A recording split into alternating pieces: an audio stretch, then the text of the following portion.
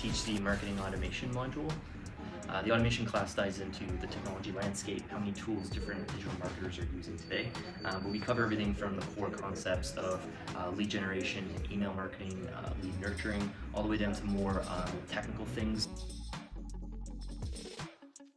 I think one of the best parts of being an instructor with the DMC is being able to give students sort of a taste of, taking some of that theory that they learned in class, being able to understand, like marketing automation is something that's being taught as part of your bachelor's degree. So being able to dive into that, actually try tools, put tactics into place. The DMC allows you to fast track in the sense that you can spend a full week talking about SEO with the instructor there and kind of get a sense very quickly if it's something that jived with you, you want to dive into it a lot deeper. What you would learn in like 5 years of an entry-level position in digital marketing, the DMC kind of crams all that into 10 weeks